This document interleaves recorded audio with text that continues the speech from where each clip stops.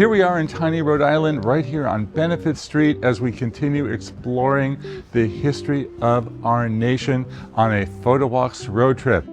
This is a multi-part series that will take us through all the great historical places from Boston and Rhode Island to New York, Philadelphia, and Washington, D.C. After our recent Route 66 road trip from Chicago to Los Angeles, well, another trip that married history with great photo ops seemed right up our alley, along with a chance to learn about the birth of our country, the great sacrifices made by our forefathers, and again, catch all those amazing photo ops that are some 250 to 300 years old. So basically the history of this country was founded in the Northeast. So if you love history, this is the place to be. When you walk through Providence, when you walk through some of the historical sites, you feel like you're walking through a time that no longer exists.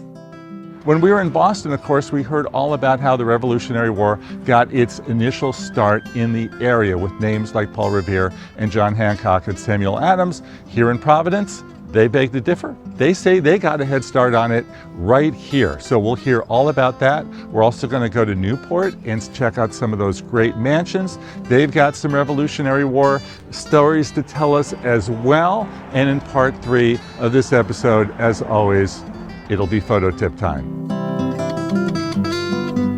As always, I'm filming this episode on the same camera that I know you have at home, a smartphone, because you do not need to lug heavy camera gear with you when you go on vacation anymore. The smartphone is amazing. Now, gear-wise, phone, microphone, tripod, that's it.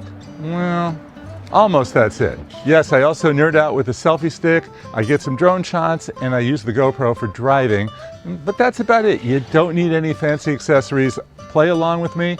It's the same gear that you have at home. You can only imagine the camera gear the George Washington crew could have never ever dreamed of, right? So on that note, let's go from the future back a few hundred years and explore Providence. Our photo walk begins on historic Benefit Street, known as the Mile of History, and it will wind past the pivotal John Brown House, the Rhode Island School of Design and its museum. We'll go along the Riverwalk, the old State House, and we will end up at the new one, circa the year 1900. We call it the miracle of American history. It is 1 mile with more preserved revolutionary homes than any place in America. And these are the homes that were built by merchants who are getting wealthy in the whaling trade, in the rum trade, in the slave trade, in manufacturing. Originally just called Back Street, it was later renamed Benefit Street to reflect that it wasn't just for the wealthy, but for the benefit of all. When urban renewal threatened in the 1950s, local preservationists stepped in. Thanks to their efforts, you can stroll past these incredible colonial homes that look straight out of an American history book, right in the heart of a modern city. And tucked just off Benefit Street, how about the oldest house in Providence? When it comes to the American Revolution, I'm sure you're all familiar with the names George Washington, Paul Revere, John Hancock, Samuel Adams, that group of revolutionaries who helped lead the battle against the British Crown. Can we add John Brown's name to that list as well, please? I'm standing in front of John Brown's mansion, built back in the 1700s, the very first mansion built in Providence and still standing today. John Brown was one of the revolutionaries who helped lead the battle against the Gaspee British ship. He helped burn it down in a protest over excessive taxation, and this is several years before the Boston Tea Party. They call it the Gaspee Affair. We clambered aboard, captured the sailors, took the captain off, went back, lit the ship on fire. The fire got down into the powder magazine. Kaboom! The first fireworks in the history of America. And we are still celebrating with fireworks as part of that tradition from Rhode Island. And that was all 3 years before Lexington and Concord. We shot a British officer. We captured the king's sailors. We burned his new ship. That gets a king's attention. 18 months later, some people threw tea, not belonging to the king, into a harbor that he didn't know existed. He wasn't very upset by that. John Brown's legacy is quite complicated because he was also a notorious slave trader, and his family went on to found Brown University, one of the top 8 Ivy League colleges. If you want to know the history of slavery in America, you need to go to the John Brown house, because the Browns were among the worst people that ever lived on this planet. The towns of Newport, Bristol, and Providence commissioned over 1,000 slave voyages, more than any other place in America. We built the ships, we crewed the ships, we made the rum in our distilleries. The Rhode Island blacksmiths made the shackle. Also on Benefit Street, we stop at the Old State House, built in 1762. It was here on May 4th, 1776, that Rhode Island's General Assembly formally renounced allegiance to the British Crown, and that was 2 months before the Declaration of Independence was signed in Philadelphia. The Old State House served as the seat of government until 1900, when Rhode Island moved it into its grand new capital, which we will see in just a moment. Now let's cross the street to the Rhode Island School of Design, known as RISD, and its museum right here on Benefit Street. Inside you will find an incredible range of art from ancient Greek and Roman to European and Asian masterpieces, all part of one of the country's top design schools. Next, we'll head down to the photo-worthy Riverwalk, which overlooks the city skyline, and it's a great stop for contemporary photos. Then we'll make our way towards the State House on Smith Hill. Opened in 1901, it was designed by the legendary firm McMinn, Mead & White, the same architects behind the Boston Public Library and New York's original Penn Station. The Rhode Island State House is a showpiece of neoclassical Beaux Arts design, famous for its massive marble dome, one of the largest self-supporting domes in the world, second only to St. Peter's Basilica in Rome and the U.S. Capitol in Washington. The dome rises more than 230 feet above Smith Hill. Our last stop of the Great American Road Trip American History Tour takes us where else but Brown University, which began before the start of the American Revolution. So there are a couple of things to know about Brown University during the period of the Revolution. Yeah. One is there are not a lot of students. That's number one, because there aren't that many students at Brown before the Revolution, and the university shuts down during the Revolution. So Brown University during the Revolution per se, the Revolutionary War, is really about what's happening in Rhode Island writ large, and the biggest story in Rhode Island is that Newport is occupied for several years during the Revolution. But the other thing is that University Hall, where we're standing right here, which was built in 1770, but then in 1776, the university shuts down. It shuts down until, so Washington does come through Providence in his trek with Rochambeau, but does he come to University Hall and perch on the steps of University Hall? I haven't seen anything to suggest that. 1782. And during that period of the Revolution, it acts as a military barracks. Basically any big substantial building at the time that was available was pretty good chance that it was going to be requisitioned for military purposes, either by the Patriots or by the Loyalists. And in this case, it was taken by the Continental Army. And then it acts as a military hospital towards the end of that period.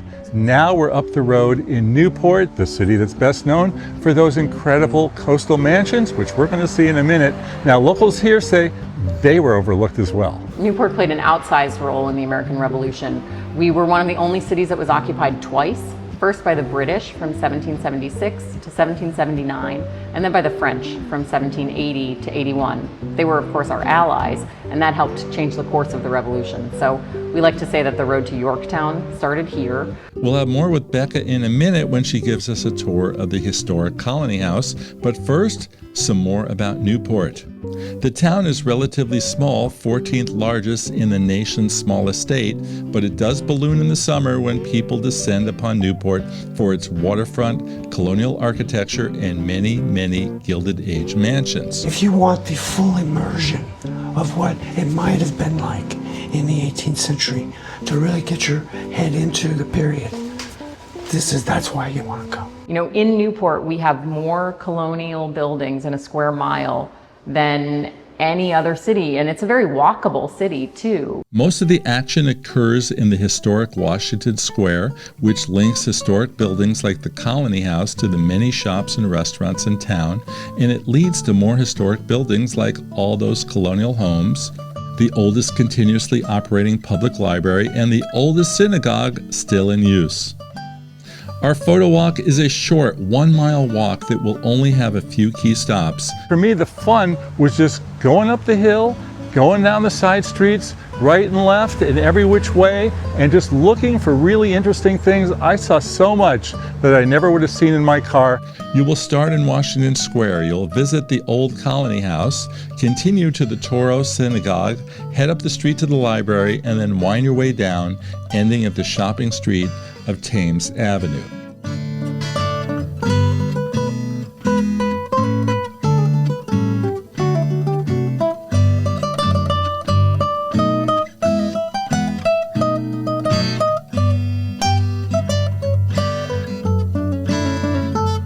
Outside of the virtual photo walk, we met up with Becca, the executive director of the Newport Historical Society, for a great tour of the Colony House. So the Colony House was designed by Richard Munday in 1739. It's a Georgian building designed based on English state houses.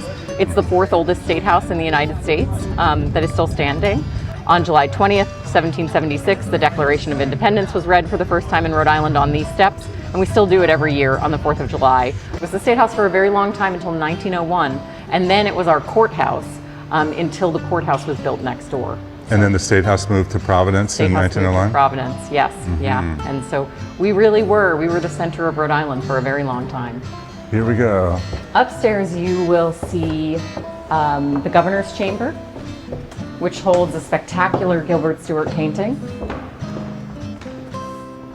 Okay, nice little place. There's George. Pretty spectacular. So this is one of the most unchanged rooms in the building. And you've got your feather there to draw, right? In case you have some things you need to write. Yeah. People most famously know this room because it was where the courtroom scenes for Amistad were filmed. Newport was the backdrop for the movie Amistad, and a lot of people want to come into this building and see this space because they love that movie so much. Okay. I think somebody was telling us yesterday that the people think that the slave trade was all about the South, Yep. but it was actually up here. Yes, yeah. It's a common misconception that the North was not as involved in the slave trade, but it's something that we are actively working so hard to make people know more about. Newport, in particular, we were the financiers of the slave trade. As I mentioned, Newport has a very deep harbor, and we also had access to capital to be funding slave voyages. And it was really, we were the economic backbone of the slave trade. It was an incredibly important way that the colony was growing and the way that Newport grew so quickly and was so financially successful. Meanwhile, many of these same slaveholders who ruled early Rhode Island, well, they also had very strong feelings about religion. In the pre-Revolutionary War America of the 1700s, religious intolerance was rampant. The new state of Rhode Island had a better idea. How about religious tolerance? It was the 13th and final state to ratify the new Constitution with a promise from the leaders that there would be a clause added about religious tolerance. I'm standing in front of the Touro Synagogue, which is the oldest still standing synagogue in the United States, dating back to the mid-1700s before the Revolution. And it's best known for a visit and a letter from old George Washington thanking the congregants for its pursuit of religious tolerance. George wrote, "To bigotry, no sanction," and that's in 1790. Those are strong words that still resonate today. These historic homes in downtown Newport are absolutely awesome, but let's take it up a few levels and check out the mansions now.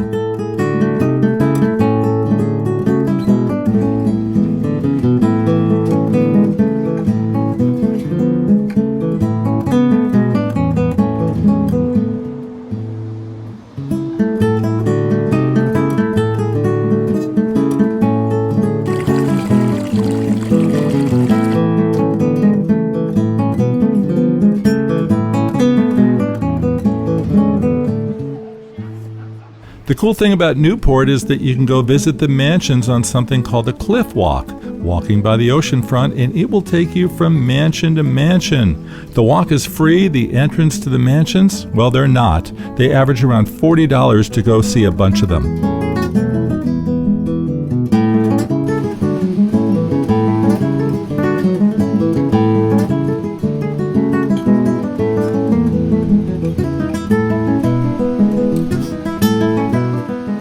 It's time for our photo tip segment where we talk about how to get great photos on your phone. I'm of course in Newport, Rhode Island, which is home to all those great, incredible mansions. And you're thinking, okay, great, I'll just take great pictures of big houses, the kind that they don't make anymore.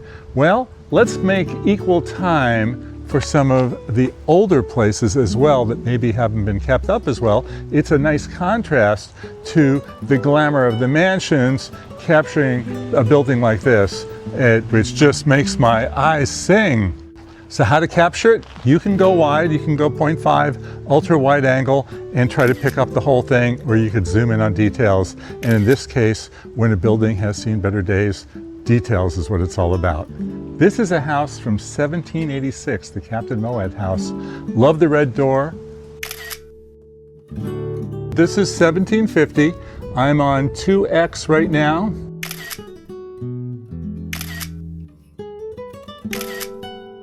Here's my second pineapple on the door, and you know what that means?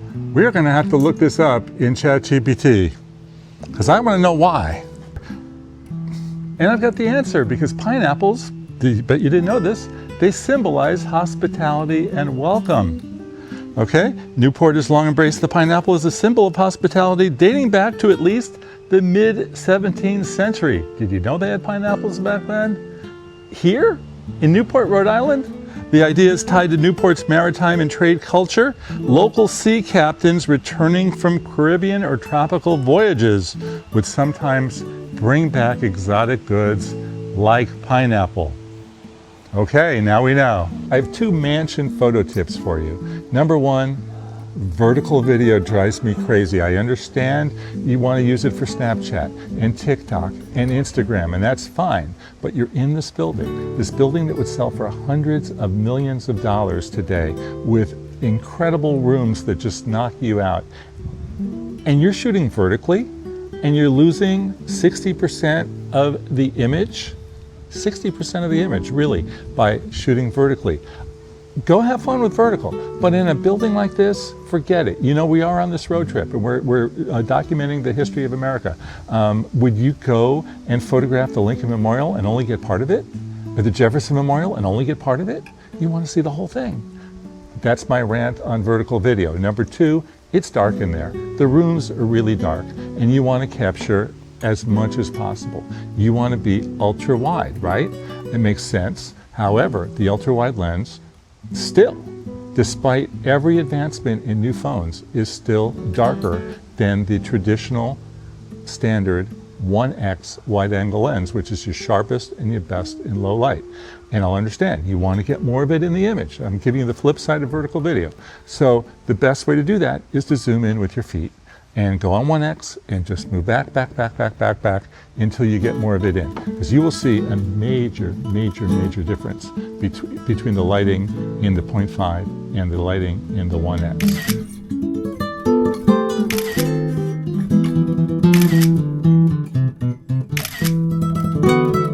This is number two, the second Best Western hotel we've stayed at on our semi-quincentennial road trip that began in Woburn, Massachusetts, just outside Boston. Right now we're in Seekonk, Massachusetts, which is just outside Providence, and we are headed to Hartford and New York City and Philadelphia and Washington, D.C., learning all about the great history of our country. And again, a quick thank you to Best Western for supporting photo walks and providing a safe, comfortable, and affordable place to spend the night right off the road. And that's a wrap for our visit to historic Rhode Island. Remember, this is the multi-part series exploring the birth of America through my iPhone lens. Next stop, New York City. New York City had something to do with the American Revolution? Ever hear of a musical called Hamilton? Stay tuned. After New York, we're going to Philadelphia and then Washington, D.C.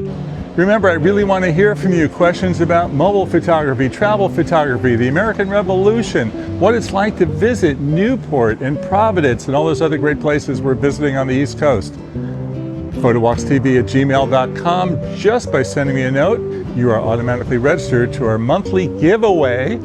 I'm Jefferson Graham. I'll see you on the next Photo Walk in New York City. Bye-bye.